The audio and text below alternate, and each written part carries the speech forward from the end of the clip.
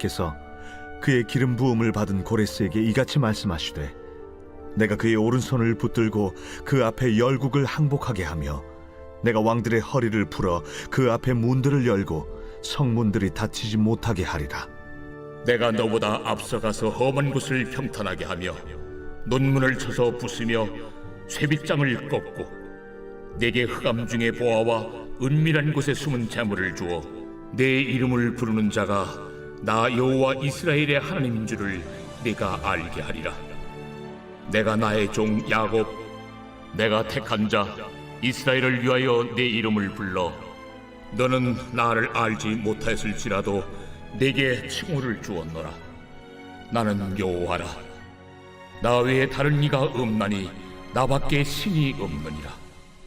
너는 나를 알지 못하였을지라도 나는 내 띠를 동일 것이요 해 뜨는 곳에서든지 지는 곳에서든지 나밖에 다른 이가 없는 줄을 알게 하리라. 나는 여호와라. 다른 이가 없느니라. 나는 빛도 짓고 어둠도 창조하며 나는 평안도 짓고 환난도 창조하나니 나는 여호와라. 이 모든 일들을 행하는 자리라 하였노라. 하늘이여 위로부터 공의를 뿌리며 구름이여 의를 부를지어다. 땅이여 열려서 구원을 싹트게 하고 공의도 함께 움돋게 할지어다. 나 여호와가 이 일을 창조하였느니라. 질그릇 조각 중 한 조각 같은 자가 자기를 지으신 이와 더불어 다툴진대 화 있을진저 지늘기 토기장이에게 너는 무엇을 만드느냐? 또는 네가 만든 것이 그는 손이 없다 말할 수 있겠느냐? 아버지에게는 무엇을 낳았소 하고 묻고 어머니에게는 무엇을 낳으려고 해산의 수고를 하였소 하고 묻는 자는 화 있을진저 이스라엘의 거룩하시니 곧 이스라엘을 지으신 여호와께서 이같이 이르시되, 너희가 장래일을 내게 물으며 또 내 아들들과 내 손으로 한 일에 관하여 내게 명령하려느냐? 내가 땅을 만들고 그 위에 사람을 창조하였으며 내가 내 손으로 하늘을 펴고 하늘의 모든 군대에게 명령하였노라.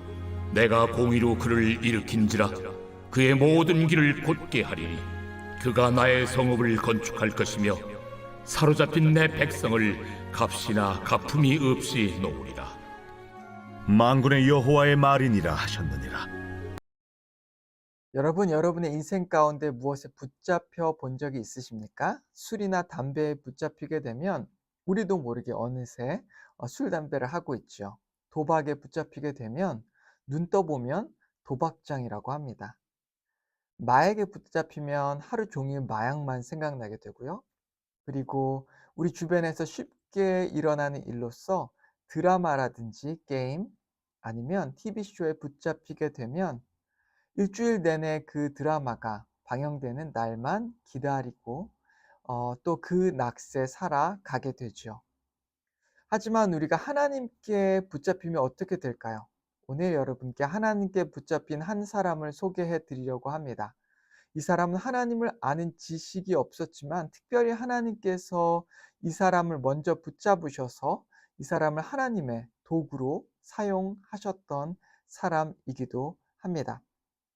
하나님께서는 그를 통해 이 열국의 모든 나라들이 무릎 꿇게 하셨고요. 그리고 심판하셨고, 그리고 그를 통해 이 바벨론, 당시에 이 중동을 제패하고 있던 바벨론을 심판하는 도구로 삼으셨던 것입니다. 또한 하나님께서는 그를 통해 유다에게 주셨던, 오래전 하나님께서 그의 이 유다 백성에게 주셨던 그 약속을 성취시키는 일을 감당하셨습니다. 오늘 본문에서 거론하고 있던 이 한 사람, 하나님께 붙잡힌 사람의 이름은 바로 고레스라고 하는 왕입니다. 이 고레스 왕은 우리가 알다시피 유다 백성을 이 바벨론에서 다시 예루살렘으로 보내도록 허락했던 왕이고요.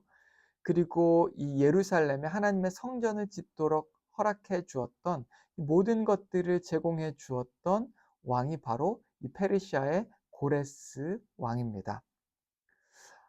오늘 말씀을 묵상하면서 저는 이런 생각이 들었습니다. 왜 하나님께서는 당신의 약속, 당신의 언약을 이루심에 있어서 이 언약 백성이었던 이스라엘 혹은 유다 백성 중 하나를 선택해 사용하지 아니하시고 이방인의 왕이었던 이방인 중에 하나였던 이 고레스라고 하는 사람을 붙잡아 사용하셨을까라는 생각이 들었습니다.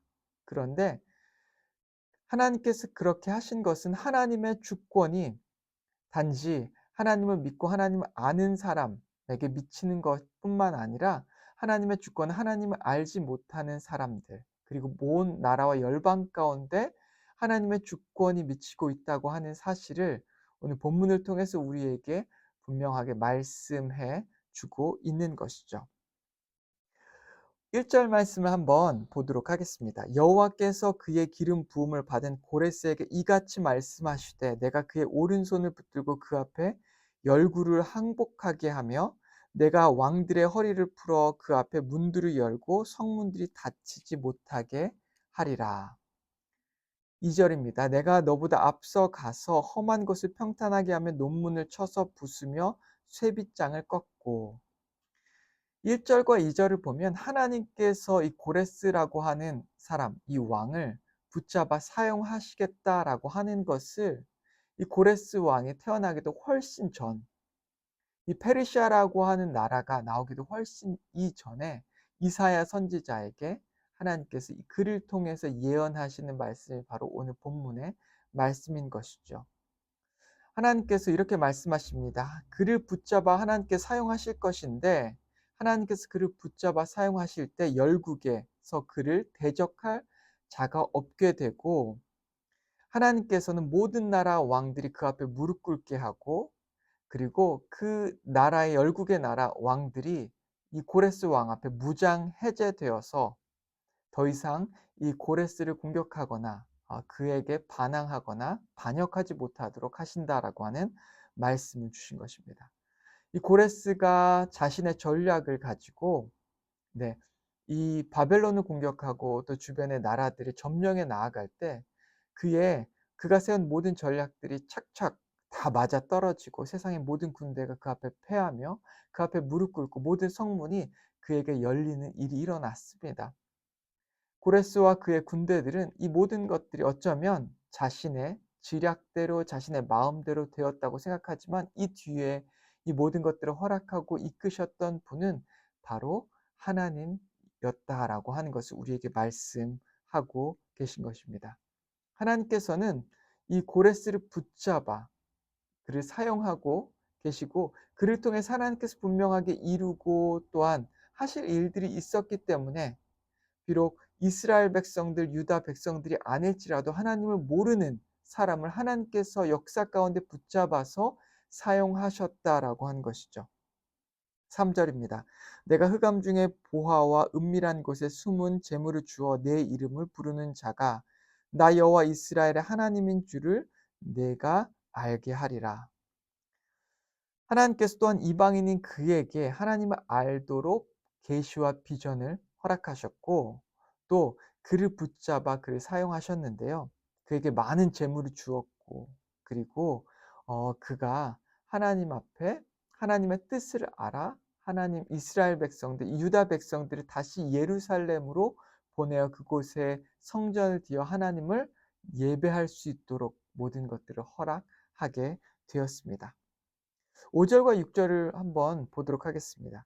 나는 여호와라 나 외에 다른 이가 없나니 나밖에 신이 없느니라. 너는 나를 알지 못하였을지라도 나는 내 띠를 동일 것이요 해 뜨는 곳에서든지 지는 곳에서든지 나 밖에 다른 이가 없는 줄을 알게 하리라. 나는 여호와라 다른 이가 없느니라. 하나님께서 이 고레스 왕은 자신이 왜 이렇게 잘 되는지 그리고 자신이 왜 열방의 통치가 되었는지 알지 못했을 것입니다. 하지만 그 뒤에 이 모든 세상을 주관하고 관장하시는 하나님께서 함께 하셨고 그를 붙잡아 사용하셨고 그를 통해서 하나님의 뜻을 이루어 가고 계셨던 것이죠.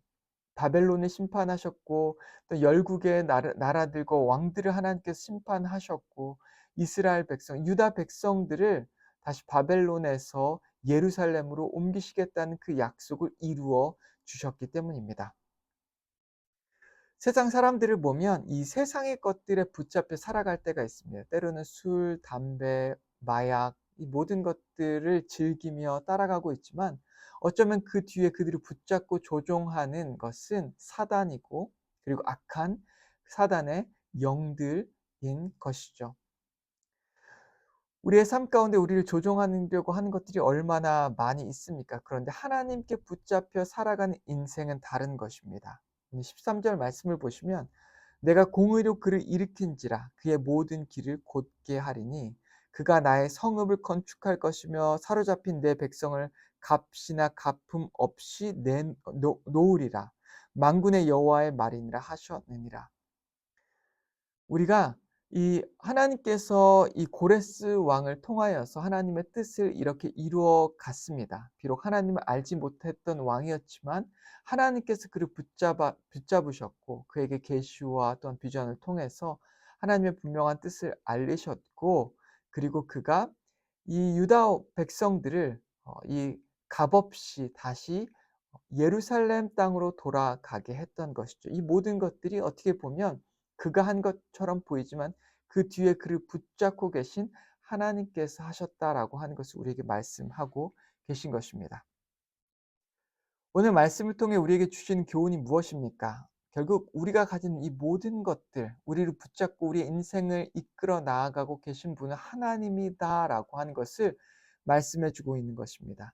우리가 가지고 있는 하나님에 대한 지식, 우리가 가진 열정, 우리가 가진 재물, 우리의 자녀, 외모, 건강, 이 모든 것들이 하나님께서 우리에게 주신 것이고 하나님께서 그 모든 것들을 우리에게 허락하시며 또한 우리를 붙잡아 우리를 이끌어 나아가고 계시기 때문에 우리가 하나님을 믿을 수 있는 것이고 오늘 하나님을 섬길 수 있는 것이고요. 또 하나님께 나와 하나님의 나라를 위해서 우리가 나아갈 수 있는 것입니다. 오늘 우리가 이 말씀 앞에서 기억해야 할 것은 이 모든 것들이 하나님께로부터 온 것임을 알고 우리가 가진 이 모든 것들을 또한 하나님을 위해 사용하겠다는 결단과 마음이 우리 가운데 있어야 하는 것이죠. 하나님, 내가 가지고 있는 이 모든 것들 주님께서 주신 것이니 아버지를 위해 사용하겠습니다. 아버지 재물과 또한 나의 시간, 나의 가진 모든 것들 주님께서 받으소서.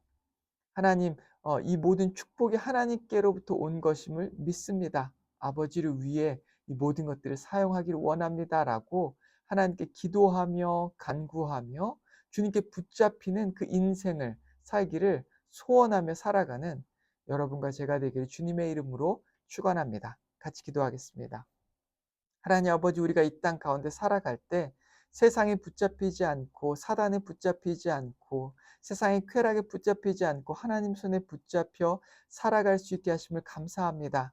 아버지, 우리가 누리고 있는 이 모든 것들이 하나님께로부터 온 것임을 알고 아버지 기쁨으로 주님께 영광 돌리며 찬양하며 주님께 붙잡힌 인생, 아버지를 위해 살아가는 인생이 될 수 있게 인도하여 주시옵소서.